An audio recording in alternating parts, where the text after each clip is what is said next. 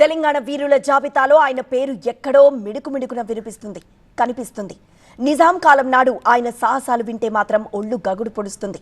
అలాంటి వీరుడి పేరు ఇన్నాళ్ళు సైలెంట్గా ఉన్నా ఇప్పుడిప్పుడే మారుమోగుతోంది. ఇంతకు ఎవరా తెలంగాణ వీరుడు?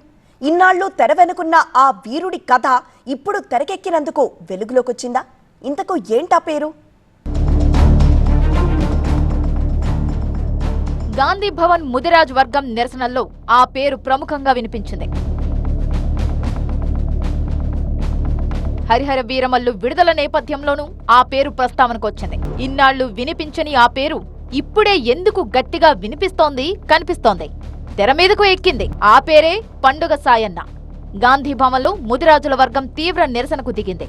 పండుగ సాయన్న జయంతిని రాష్ట్ర ప్రభుత్వం అధికారికంగా నిర్వహించాలని, మహబూబ్ నగర్ జిల్లా పేరును పండుగ సాయన్న జిల్లాగా మార్చాలంటూ పెద్ద ఎత్తున ఆందోళనకు దిగింది. ఈ నేపథ్యంలో పండుగ సాయన్న పేరు ఇప్పుడు హాట్ టాపిక్ గా మారింది. అసలు ఎవరి ఈ పండుగ సాయన్న అన్న దానిపై సోషల్ మీడియాలో పెద్ద ఎత్తున సర్చ్ ఆపరేషన్ జరుగుతోంది. పండుగ సాయన్న మహబూబ్ నగర్ జిల్లాకు చెందిన ప్రజావీరుడు. ఆయనను తెలంగాణ రాబిన్ హుడ్ గా కూడా పిలిచేవారు. 1840 నుంచి 1900 మధ్య కాలంలో జీవించిన సాయన్న నవాబ్పేట మండలంలోని మేరుగోనిపల్లె గ్రామంలో జన్మించాడు. తల్లి సాయమ్మ, తండ్రి అనంతయ్య. పేదరికం కారణంగా చదువుకోలేదు. నిజాం పాలనలో భూస్వాములు, రజాకార్ల అణిచివేతకు వ్యతిరేకంగా పోరాడారు. పేదలకు దేవుడుగా నిలిచారు. 6 అడుగుల ఎత్తు, దృఢమైన శరీరం, పొడవైన మీసాలతో చాలా గంభీరంగా ఉండే సాయన్నను చూస్తే నాటి అధికారులు, భూస్వాములు గజగజ వణికేవారు. అధికారుల దృష్టిలో బందిపోటుగా ముద్రపడ్డ ప్రజలకు మాత్రం దేవుడిగా మారారు. చివరకు భూస్వామ్య వర్గాలు స్థానిక పోలీసులతో కుమ్మక్కై పండుగ సాయన్న తల నరికి మొండెం ఒక దగ్గర, తల ఒక దగ్గర విసిరేస్తారు. డక్కలి బలమ్మ వంటి కళాకారులు ఆయన గాథలను పాటల రూపంలో వ్యాప్తి చేశారు.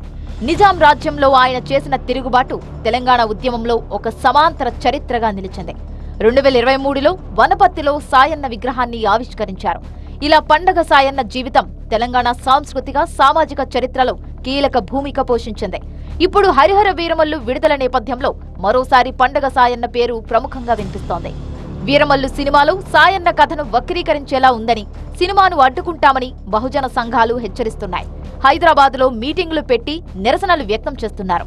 ఈ నేపథ్యంలో పండగ సాయన్న పేరు తెలుగు రాష్ట్రాల్లో హాట్ టాపిక్ గా మారింది.